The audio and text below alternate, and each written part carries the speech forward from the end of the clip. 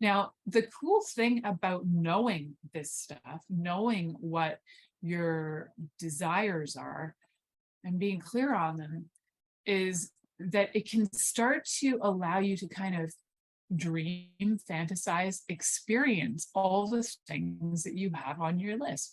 Prior to that, you might just be feeling incredibly sexually frustrated, thinking your partner should know A, B, C, and D, but they might feel frustrated because every time they tried A, B, C, and D, it might not have been in the right context or at the right time. So that's also context. So your partner's feeling like, I give up. I don't know what to do because every time I try something, it doesn't work anyway. I surrender. And a lot of times I hear that from partners that get sexually frustrated.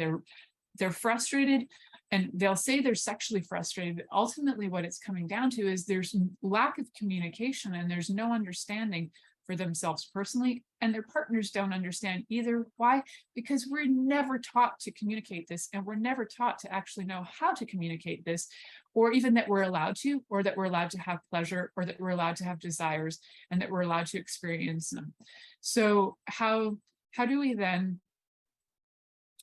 get that clarity of communication? So now we have these lists, right? And your partner might be like, all right, cool, I have a list, you have a list. What do we do with this list? Well, you can start by sharing your list, swapping them.